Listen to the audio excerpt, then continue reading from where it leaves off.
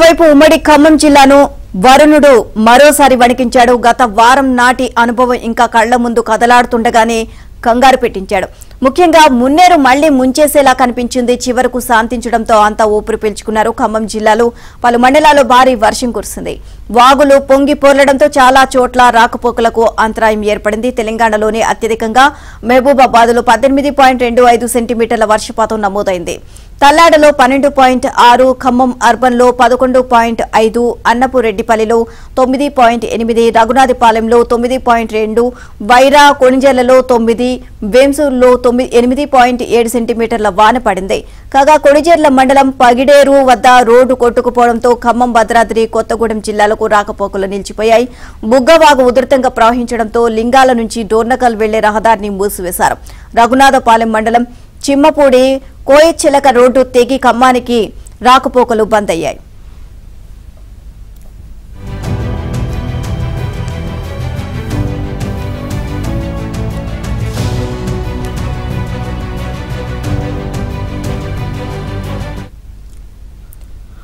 మహబూబాబాద్ లో స్థానికంగా భారీ వర్షం కురవడంతో ఖమ్మం నగరంలోని మున్నేరు మళ్లీ ముంచేసేలా కనిపించింది. ఉమ్మడి ఖమ్మంకి వాతావరణ శాఖ భారీ హెచ్చరికలు జారీ చేయడంతో ఖమ్మం నగరం ఒక్కసారిగా ఉలిక్కిపడింది.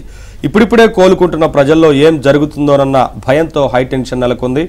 8.25 అడుగులున్న మున్నేరు నీటి మట్టం పెరుగుతుండటంతో ఆందోళన అధికమై 15.75 అడుగులకు చేరింది. అయితే వర్షం తగ్గడంతో మున్నేరు కూడా తగ్గుముఖం పట్టడంతో 13.10 అడుగులకు పరిమితమైంది. కాగా దీనికి ముందు మున్నేరుపై మంత్రుల ఆదేశాలతో అధికారులు హైఅలర్ట్ ప్రకటించారు. గత వారం అనుభవాన్ని దృష్టిలో పెట్టుకుని అర్ధరాత్రి వేళ ముంపు కాలనీలకు పరుగులు పెట్టారు. ప్రజలను నిద్రలేపారు. Khammam collector Muzammil Khan, police commissioner Sunil దత్తో కలిసి ధంసలాపురం, మోతీనగర్ వైపు నుంచి కార్పొరేషన్ కమిషనర్ అభిషేక్ అగస్త్య రామన్నపేట, బొక్కలగడ్డ, కాల్వడ్డు ప్రాంతాల నుంచి అప్రమత్తం చేస్తూ వచ్చారు. ముంపు బాధితులను పునరావాస కేంద్రాలకు తరలించారు. మున్నేరు తగ్గుముఖం పట్టడంతో తిరిగి ఇళ్లకు చేరుకున్నారు.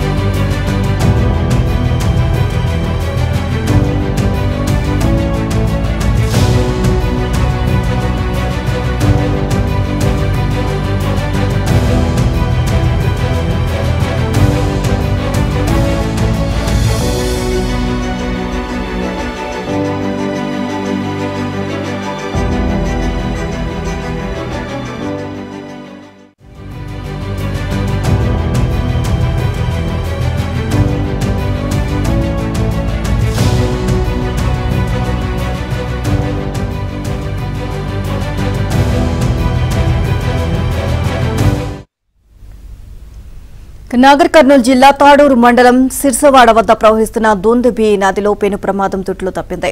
మహబూబ్ నగర్ జిల్లా జడ్చర్ల మండలం ఆదిరాల గ్రామానికి చెందిన కుటుంబం, బంధువులు 9 మంది విహార యాత్ర కోసం కారులో కొల్లాపూర్ సమీపంలోని సోమశిలకు వచ్చారు. తిరుగు ప్రయాణంలో సిర్సవాడ వద్దనున్న దొందుబి నది కాజ్వే పైన వెళ్తుండగా ప్రవాహం ఉధృతితో మధ్యలో కారు ఆగిపోయింది. దీంతో అందులోని వారు కాపాడాలి అంటూ కేకలు వేశారు. సిర్సవాడ గ్రామస్తులు ట్రాక్టర్లను తీయగా కారులో ఉన్నవారిలో ఒకరు పోలీస్ కంట్రోల్ రూమ్ కు ఫోన్ చేశారు. ఎస్ఐ మహేష్, సిఐ కనకయ్య, అగ్నిమాపక శాఖ అధికారులు చేరుకున్నారు. కారులోని వారిని ఒక్కొక్కరిగా రక్షించారు. కారును కూడా జేసీబీతో బయటకు తీశారు. ఆదిలాబాద్ జిల్లా జైనద్ మండలం పెండల్వాడ గ్రామ సమీపంలోని సాత్నాల నదిని దాటుతున్న 6 స్థానిక రైతులు సాత్నాల ప్రాజెక్టు 2 గేట్లను ఎత్తడంతో అనూహ్యంగా చిక్కుకుపోయారు. నదిలో వరద ఉధృతి అధికం కావడంతో ఎడ్లబండితో సహా కొంత దూరం కొట్టుకుపోయారు. పెండల్వాడ గ్రామస్తులు ఎడ్లబండికి కట్టిన తాళ్లతో 6 రైతులు ఎడ్లను బయటకు తీశారు. ఓవరాల్ గా అప్డేట్స్ మా కరెస్పాండెంట్ శ్రీధర్ నడి తెలుసుకుందాం. శ్రీధర్, తెలంగాణ వ్యాప్తంగా ఓవరాల్ గా వర్షాలకు సంబంధించి అప్డేట్స్ ఏంటి? వాతావరణ శాఖ ఎటువంటి హెచ్చరికలు జారీ చేస్తా ఉంది? ఏంటి వివరాలు? నవీన్, ఈ నెల 9 వరకు కూడా తెలంగాణ రాష్ట్ర వ్యాప్తంగా భారీ వర్షాలు కురిస్తే భారీ నుంచి అతి భారీ వర్షాలు కురిసే అవకాశం ఉందని చెప్పేసి వాతావరణ శాఖ హెచ్చరించింది. వాతావరణ శాఖ హెచ్చరికల నేపథ్యంలో రాష్ట్ర యంత్రాంగంతో కూడా అప్రమత్తమైంది. ముఖ్యమంత్రి రేవంత్ రెడ్డి జిల్లా కలెక్టర్లతో సమీక్ష నిర్వహించి ఆయన కాన్ఫరెన్స్ నిర్వహించి అందరూ కూడా అప్రమత్తంగా ఉండాలని హెచ్చరికలు జారీ చేశారు. ఎందుకంటే గత ఆదివారం ఒక్కసారిగా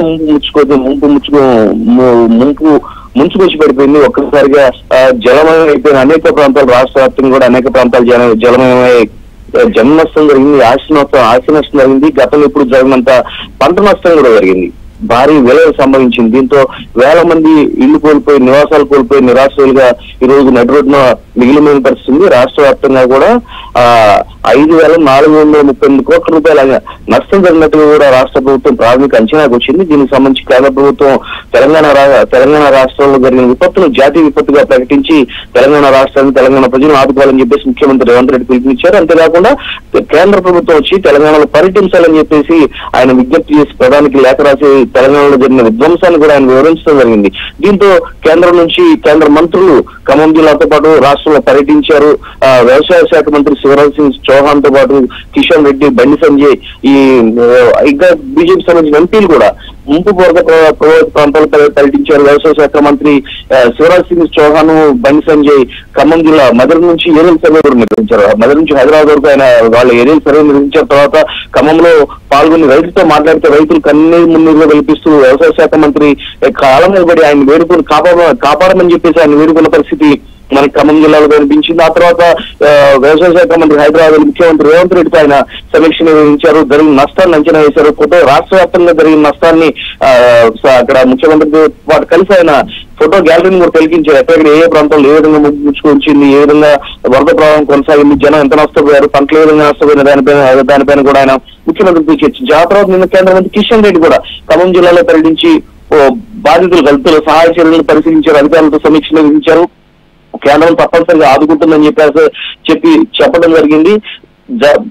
ఖమ్మం జిల్లాతో పాటు తెలంగాణ రాష్ట్ర వ్యాప్తంగా జరిగిన ఈ అపారమైన నష్టాన్ని అంచనా వేసేందుకు కేంద్ర బృందం కూడా వచ్చి రాష్ట్రంలో పర్యటిస్తుంది, అంచనాలు వేస్తుంది, లెక్కలు తీస్తుంది అని చెప్పేసి దానిపై ఆ విధంగానే ఇటు రాష్ట్ర ప్రభుత్వం అటు కేంద్ర ప్రభుత్వం కూడా కలిసి సహాయ చర్యలు కొనసాగిస్తాయి, ప్రతి ఒక్కరిని కూడా ఆదుకుంటారని చెప్పేసి కిషన్ రెడ్డి కూడా నిన్న ఖమ్మంలో చెప్పడం జరిగింది. ఇక రాష్ట్ర వ్యాప్తంగా కూడా భారీ వర్షాలు కురుస్తాయని చెప్పేసి వాతావరణ శాఖ హెచ్చరికల నేపథ్యంలో అదేవిధంగా పెద్ద ఎత్తున భారీ వర్షాలు కురుస్తున్న పరిస్థితి. ఖమ్మంలో మున్నేరుకి మరోసారి విలయం ముంచుకొస్తుందన్న భయాందోళన వ్యక్తమయ్యాయి. ఒక్కసారిగా మున్నేరు గత రాత్రి గంటకు పెరిగింది. అడుగు మేర ప్రతి గంటకు ఒక అడుగు పైగా వరద ప్రవాహం పెరుగుతూ వచ్చింది. 16 అడుగులకు మున్నేరు చేరుకోవడంతో ఖమ్మం శాసనసభ్యుడిగా ఉన్న రాష్ట్ర మంత్రి తుమ్మల నాగేశ్వరరావు ఒకసారిగా అధికార యంత్రాంగాన్ని అప్రమత్తం చేశారు. తుమ్మల ఆదేశాలతో జిల్లా అధికార యంత్రాంగం హై అలర్ట్ ప్రకటించి మున్నేరు పరివాహ ప్రాంతంలో కాలనీ ప్రజలందరినీ కూడా పునరావాస కేంద్రాలు తరలించారు. ఏబీఎన్ ఆంధ్రజ్యోతి కూడా అర్ధరాత్రి సమయంలో పునరావాస కేంద్రాల్లో మున్నేరు బాధితులను కాలనీ నుంచి పునరావాస కేంద్రాలు తరలించే అదంతా కూడా ఏబీఎన్ ఆంధ్రజ్యోతిలో చూపించడం జరిగింది. బాధితులతో మాట్లాడటం కూడా జరిగింది. ఇంకా ప్రస్తుతం ఖమ్మంలో మున్నేరు 13 అడుగుల మేర ప్రవహిస్తూ నిలకడగా ఉండడంతో అధికార యంత్రాంగంతో పాటు స్థానికులు కూడా ఊపిరి పీల్చుకునే పరిస్థితి ఉన్నది. Thank you Sridhar, thanks for the updates.